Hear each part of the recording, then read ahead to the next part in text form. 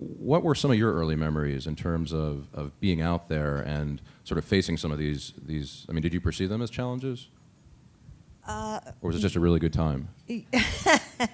It was, well, it was difficult. It was trailblazing in many respects. The touring thing has become so much easier. I think the technology has definitely improved. Thank God for ear monitors. I don't know where I'd be without them today, but I know that was really a big problem for me early on. I guess, that was the sort of the big era of, women's rights and, I guess it was a little after burning bras, but it was a changeover period, which is always very exciting. And New York being in the throes of complete financial ruin was actually good for us. So, for the arts, I guess it's always sort of good to have chaos. That's what they say. As far as trailblazing goes, I mean, when people would say to me, why don't you, do a cabaret act? I think I was constantly told to get out of rock and roll and go into cabaret. They could actually see me in cabaret, but they didn't want to see me in front of a band, and all I could think of was Tina Turner. Well, I mean, what's the big deal? I think I was really greatly inspired by all the R&B women. Mm-hmm. And anyone in particular?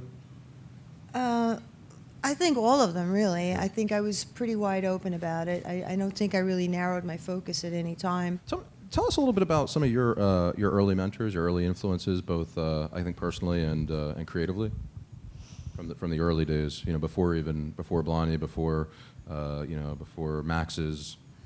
I think originally I wanted to be a film star. I wanted to be in movies, and I was. I think that's one of the reasons that I did the blonde thing.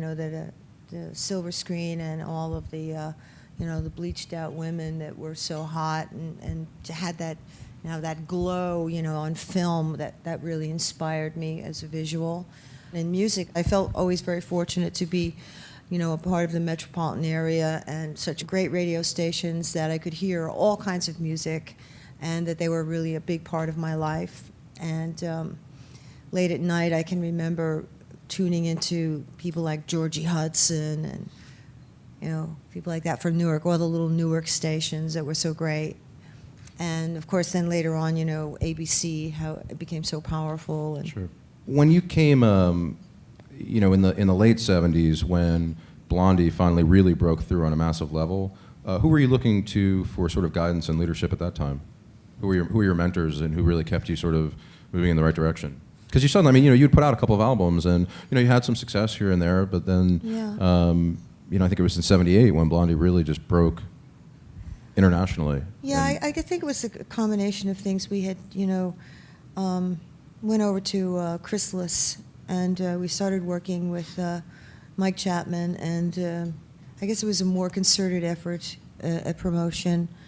And since we had the international success, we were really, really trying very hard to come to grips with a market in the United States that was kind of resistant to what they called punk. And I guess that's when the new wave title was invented, became more palatable. I'd like to ask you a little bit about your take on the music business, because I think you've talked about how the business has changed so much. You have spoken to that.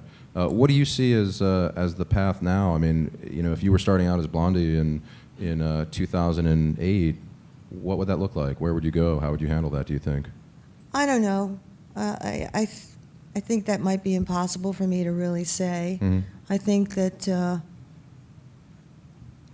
What were the key drivers like early on as you were breaking? I mean, it was still a very traditional music business, yeah? I mean, you were doing a lot of radio, you were doing a lot of touring, and you were just kind of always out there. Yeah. I don't know. I think that the core thing that for me was just something very personal and had to do with discovery and finding out if I could do it, who this person was, and it was about ambition and satisfaction. It was really not so much about the business, but very, internal.